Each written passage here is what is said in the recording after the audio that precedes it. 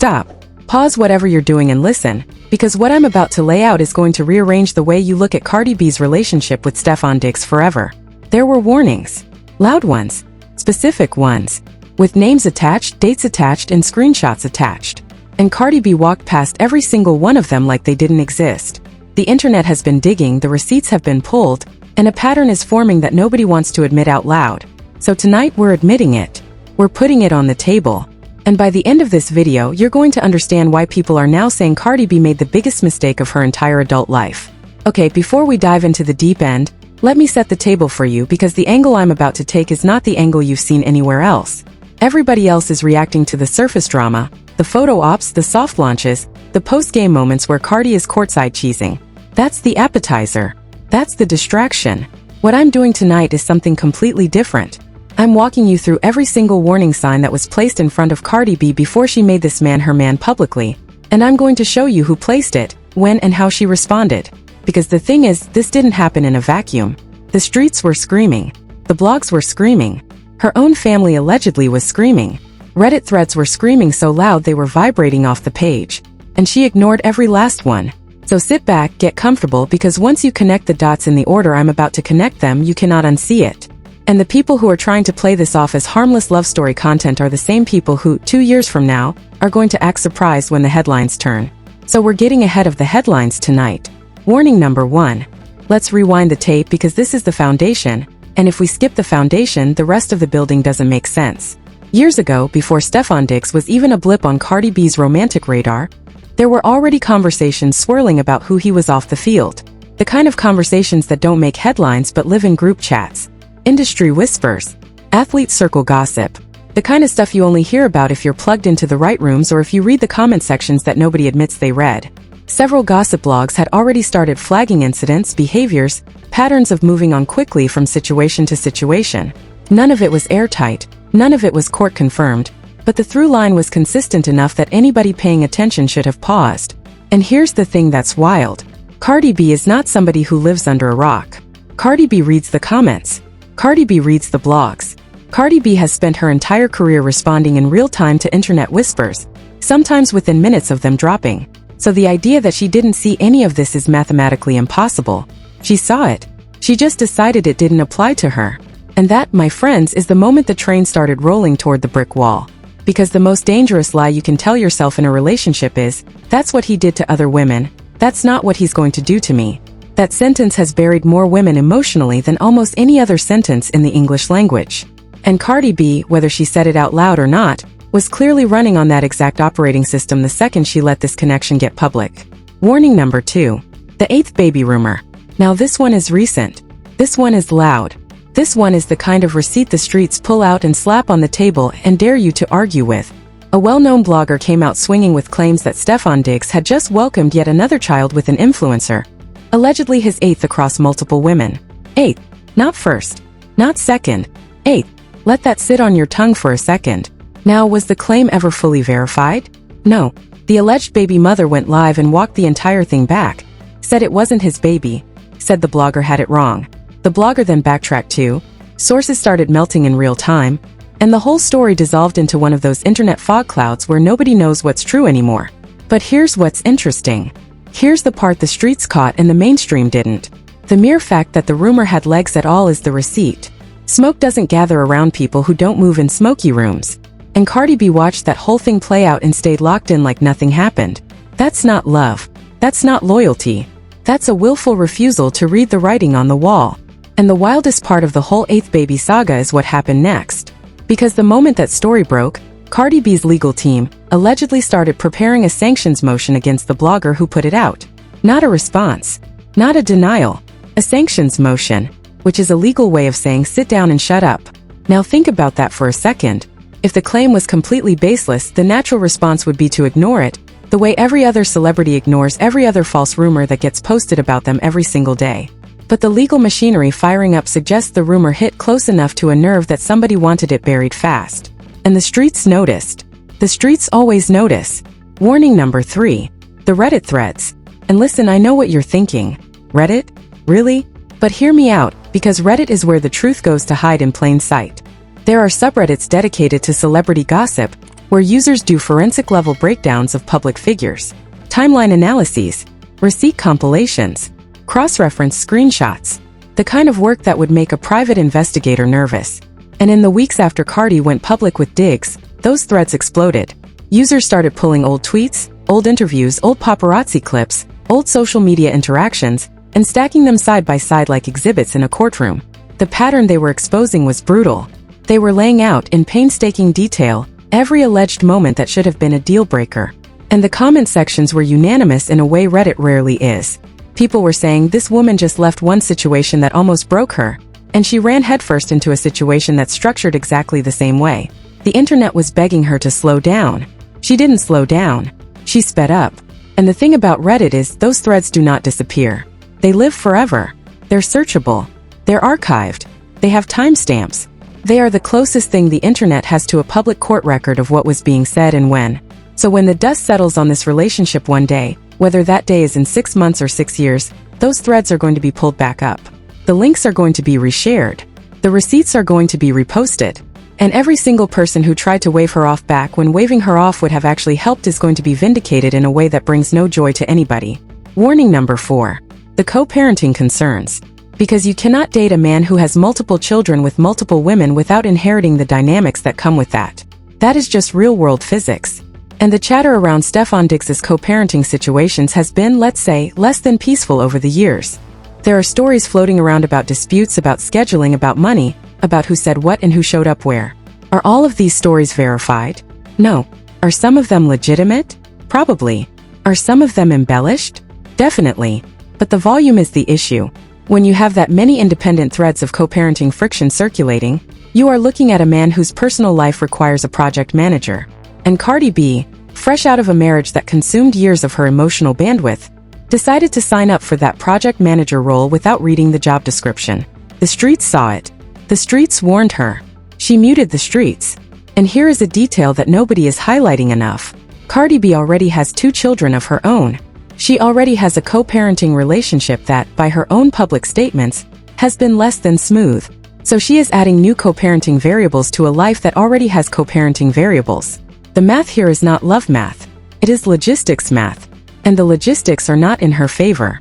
The logistics are stacked against the piece she says she wants. And anybody who has ever been in a blended family situation will tell you the variables compound. They do not cancel each other out. They multiply. So whatever stress is currently in her life, she is signing up to multiply it, not divide it. That is not a warning the streets invented. That is a warning that math invented. And math has never lost an argument. Warning number 5. The offset comparison. This is the one nobody wants to say out loud, but I'm going to say it because it's the most psychologically important one. Cardi B's relationship with Offset was, by her own public admission, full of betrayals, public humiliations, on-again, off-again dynamics, and emotional whiplash. She fought through that for years. She finally walked away. And the entire internet, including therapists who have never met her, were collectively praying she would take time for herself. Heal. Reflect. Build. Instead, she pivoted into a brand new man with, statistically speaking, an even more chaotic dating ledger than the one she just escaped. Now, psychologists have a term for this. They call it a trauma loop, where you don't actually leave a difficult situation, you just transfer it into a new costume. Same wound, different mask. And the people closest to her allegedly tried to flag this in private.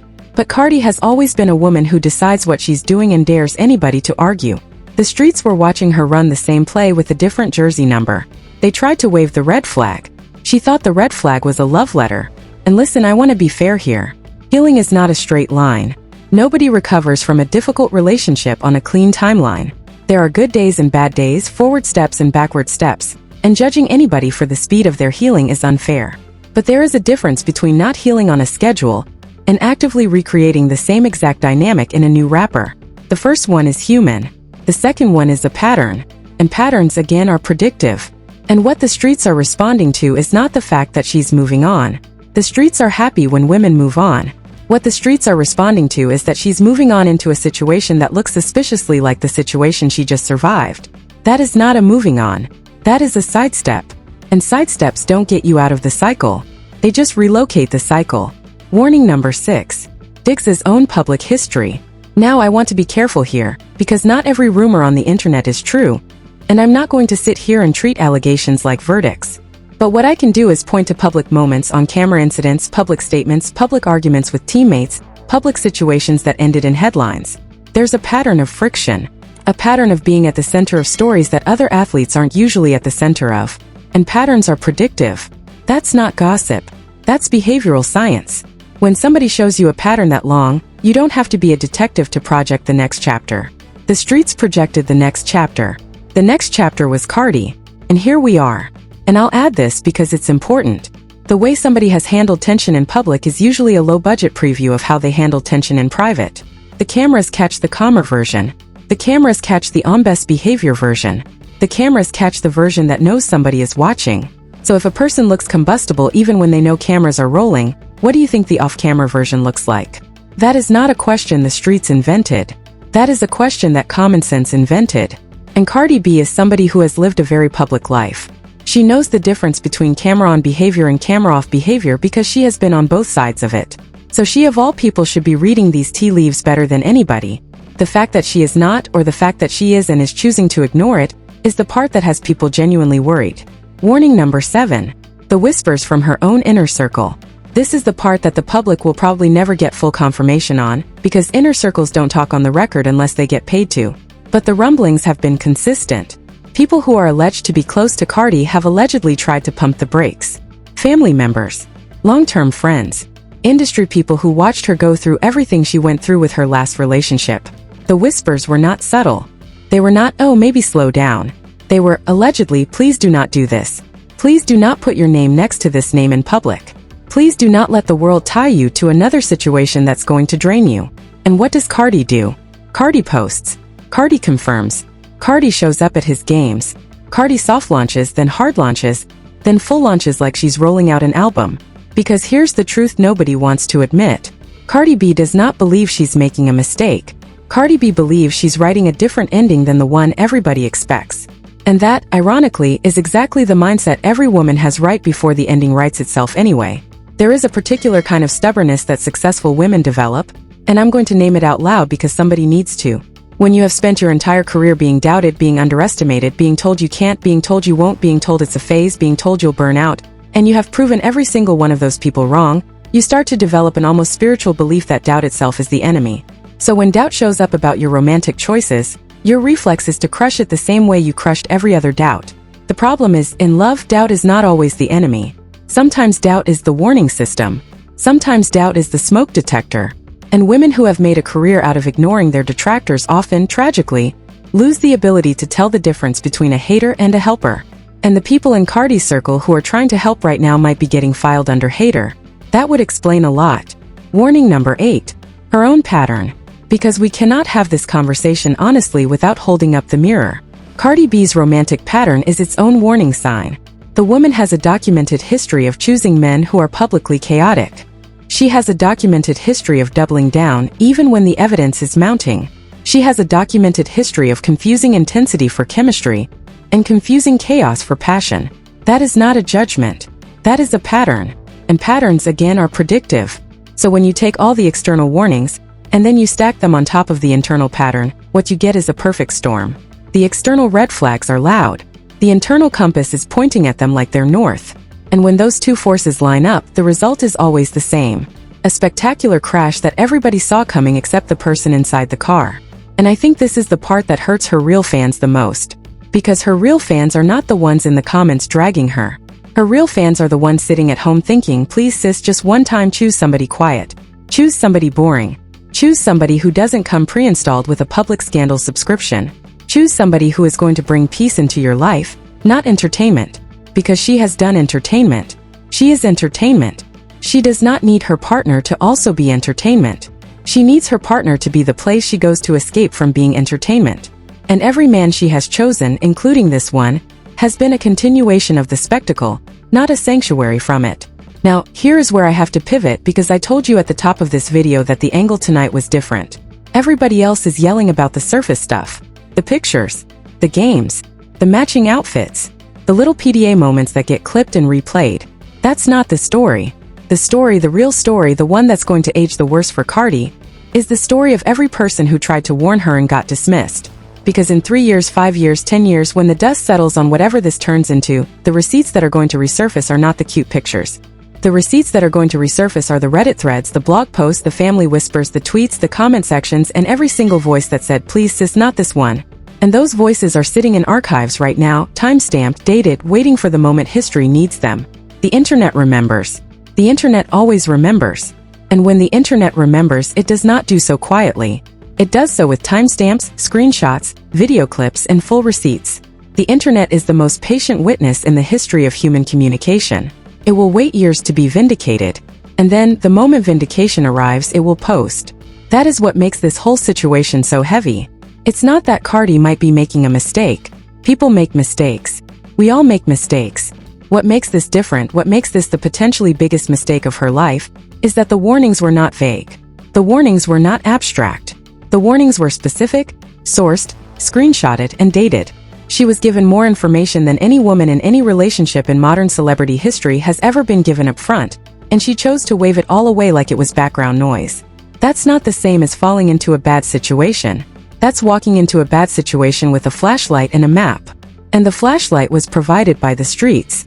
The map was provided by the blogs. The legend on the map was provided by Reddit. She had every tool. She had every coordinate. She had every red X marking every danger zone. And she walked straight through every single one of them like the map was a suggestion. And let me say this very carefully. I'm not rooting against Cardi. I have never rooted against Cardi. I want this woman to be happy. I want her to have peace. I want her babies to grow up in a stable home with 2 parents who are emotionally regulated and financially aligned and spiritually grounded. I want all of that for her. But wanting something for somebody and watching them walk in the opposite direction of that thing is a very specific kind of pain. And that is the pain a lot of her real supporters are sitting in right now. They're not hating. They're hurting. They're watching a woman they admire repeat a chapter she just spent years escaping. And they're powerless to do anything but watch. There is a particular kind of helplessness that comes with caring about a public figure. You don't know them. You can't call them. You can't sit them down. You can't grab their phone and read the texts. You can't show up at their house with a folder of evidence. All you can do is post, comment, and pray. And posting and commenting feels insufficient when you can see the train coming. The train is so visible. The train is so loud. The train has a horn that has been going off for months. And the only person who cannot seem to hear the horn is the person standing on the tracks. The Reddit threads have gotten especially brutal lately. And I want to spend a minute on this because I think it's revealing. The tone has shifted from concern to almost mournful. People are not making jokes anymore. The memes have dried up. What you're seeing now in those threads is long paragraph-length posts where users are essentially writing eulogies for the version of Cardi that they hoped would emerge from her last breakup. They're saying things like, I wanted her to be the example. I wanted her to be the one who broke the cycle. And instead, she made the cycle the entire blueprint. That kind of grief from strangers is unusual. It tells you that something deeper is happening here than just celebrity gossip. It tells you that a lot of women see themselves in Cardi, and watching her ignore the warnings feels like watching their own past selves ignore the warnings. There is a phrase that keeps coming up in those threads over and over. The phrase is, we tried. 2 words. We tried. And the weight of those 2 words is heavier than you would think. Because we tried is not the language of haters. We tried is the language of people who genuinely cared and now feel like they are watching a slow-motion outcome they cannot prevent. We tried is the eulogy people deliver before the funeral. And the fact that strangers on the internet are typing we tried, with no irony and no humor, should tell you everything you need to know about how serious the warning chorus has gotten. Here is the truly uncomfortable question. What if Cardi B knows? What if she knows everything that we know, sees everything that we see, has read every Reddit thread and every blog post and every comment, and is choosing this anyway? Because that's the version of this story that nobody is willing to entertain, but it might be the truest version. We assume she's being fooled. We assume she's blinded. We assume she doesn't have access to the same information we have. But this is a woman who has built her entire career on knowing exactly what the internet is saying about her at every moment. So if she's choosing this with full knowledge, then we have to ask a different question. Not why doesn't she see the warnings, but why does she think she's going to be the exception? And the answer to that question is the part that's going to haunt this whole situation. Because every woman who has ever been the exception was also told, before she became the exception, that she was not going to be the exception. And every woman who was warned and ignored the warnings did so because she had already promoted herself, in her own mind, to exception status. The promotion happens silently. The promotion happens without consultation. The promotion happens in the soft hours of the morning when you are lying next to him and convincing yourself that the version of him you are experiencing is the real version, and all those other versions other people experience were aberrations. That is the most expensive promotion any woman has ever given herself. And it has bankrupted lives that were way more stable than Cardi B's. Every woman who has ever walked into a relationship that everyone warned her against has believed, at some level, that her love would be the one that changed him, that her presence would be the magic ingredient, that all those other situations didn't work because those other women weren't her, that the cycle would break because the cycle had never met somebody like her before. And every single time, without exception, what happens next is the same. The cycle wins. Because the cycle is older, stronger, and more patient than any individual relationship. The cycle does not care how famous you are. The cycle does not care how charming he is at the start. The cycle does not care that you really believe this time is different. The cycle just waits. And the cycle always gets paid. The cycle is a billing department. The cycle does not forget. The cycle does not negotiate. The cycle does not give discounts for celebrity status. The cycle sends the invoice eventually, and when the invoice arrives, the only question is how much of your peace, your time, your energy, and your reputation you are willing to spend to cover the bill. And in Cardi B's case, all 4 of those accounts have already been drained once. She is starting this chapter with a low balance.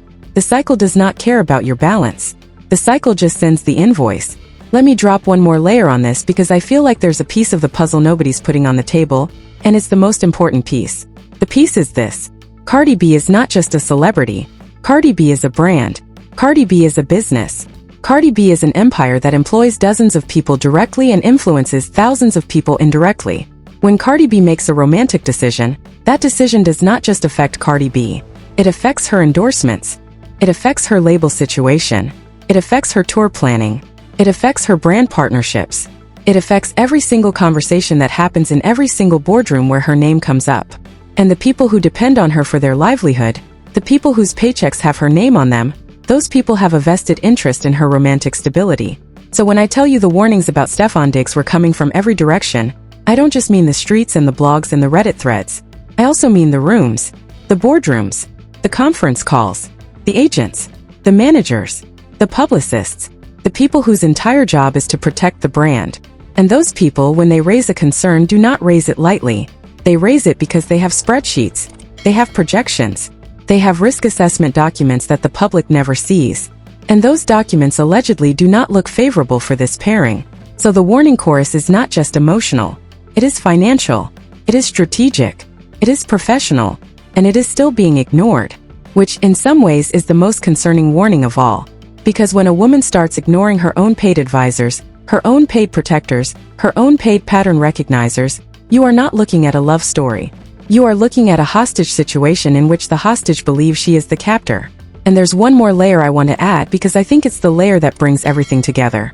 The layer is timing. Because timing in a celebrity relationship is everything. Timing is the difference between a love story and a cautionary tale. Timing is the difference between a healing chapter and a self-sabotage chapter. And the timing on this relationship is frankly alarming. Cardi B exited her last public relationship in a moment that was emotionally explosive. The dust had not settled. The legal documents had not been finalized. The custody arrangements were still being negotiated in real time. The fan base was still processing. The press was still circling. And in that exact window, a window that any therapist would tell you is the most vulnerable window of a woman's life, Cardi B made her next move public.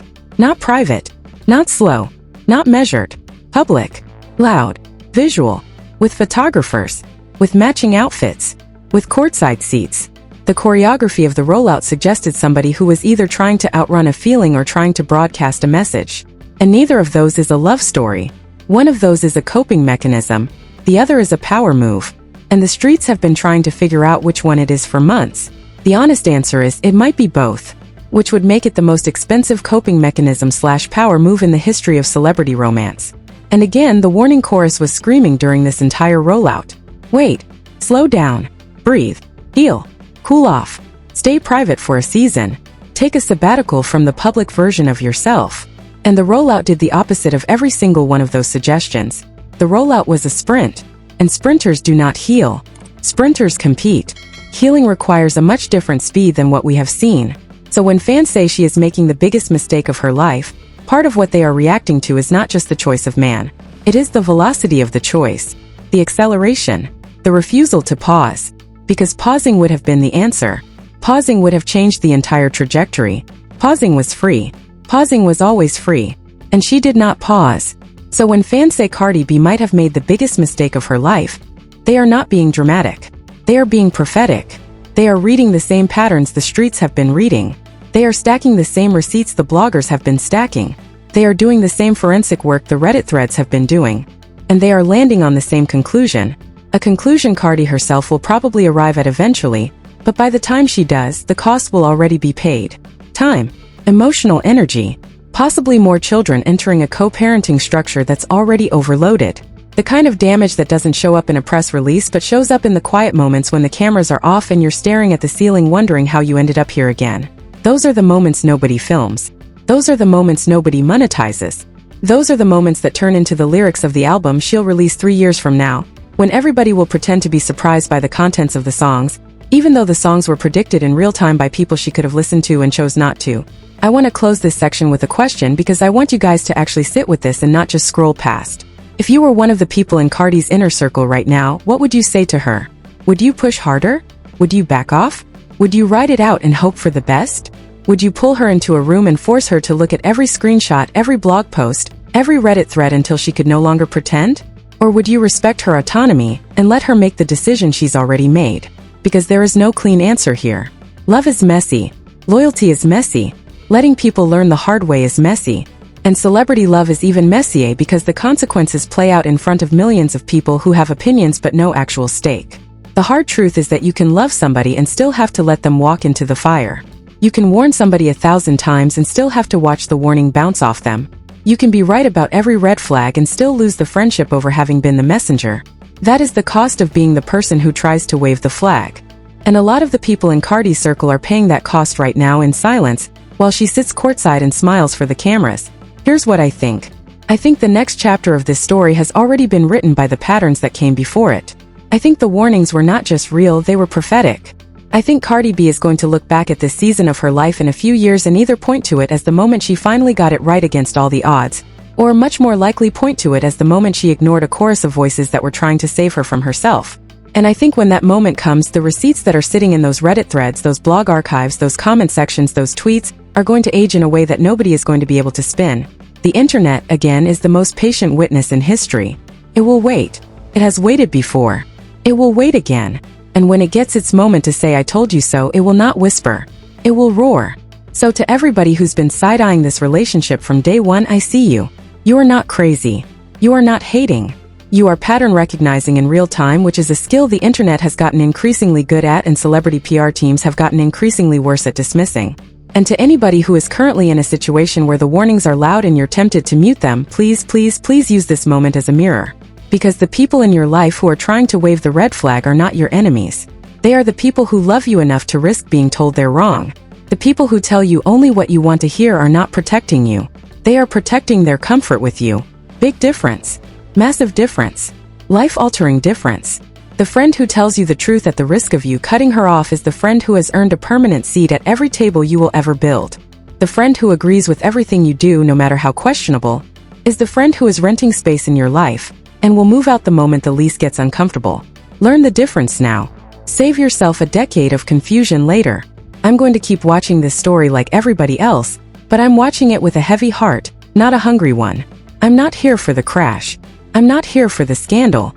I'm here because every time a high-profile woman ignores a wall of warnings and walks into the fire anyway, there are 10,000 women in less watched lives doing the exact same thing on the exact same day, and the lesson sits there waiting to be learned by somebody. So if you took anything away from this video tonight, let it be this. Listen to the people who are trying to slow you down. Read the room. Read the receipts. Read the patterns. And then only then decide what you want to do. Because the worst regret is not the regret of having loved. The worst regret is the regret of having been told in detail exactly what was coming and choosing not to listen. The receipts were free. The information was free. The warnings were free. The only thing that ever costs you anything is the choice you make after you have all three. And that choice is one nobody else can make for you. Not your mama. Not your friends. Not your manager. Not the streets. Not even your audience. Just you in the quiet with the receipts spread out in front of you. That is the moment that defines everything. Let me know what you think in the comments. I want to hear from the women who have been in this exact spot. I want to hear from the men who have been the warning giver and watched the warning get ignored. I want to hear from the people who once were Cardi in this scenario, who walked past every red flag and lived to tell the tale. Drop your stories. Drop your perspective. Drop your receipts if you have them. And if this video made you think, even for a second, about somebody in your own life who's ignoring a wall of warnings right now, send it to them. Not to shame them. Not to judge them. To love them out loud the way Cardi's circle is allegedly trying to love her out loud right now. Sometimes the most caring thing you can do is press play on a video that says everything you've been too tired to say yourself. Sometimes the most loving thing you can do is share a piece of content that articulates the thing you have been trying and failing to articulate for months. There is no shame in outsourcing the message. The message is the message. As long as it lands, it does not matter who delivered it. And before I go, I have to say one more thing. Because if you walked away from this video thinking the takeaway is just about Cardi, you missed it. The takeaway was never about Cardi. The takeaway was always about the warning system. Every person watching this has a warning system in their own life right now. Every person watching this has voices in their circle who have been trying, quietly or loudly, to tell them something they did not want to hear. Maybe it is about a person. Maybe it is about a job. Maybe it is about a city. Maybe it is about a habit. Maybe it is about a friend who is no longer good for you, but who you keep around because cutting her would be too painful. Whatever it is, the warning is there. The warning is always there. The question is not whether the warning exists. The question is whether you are listening.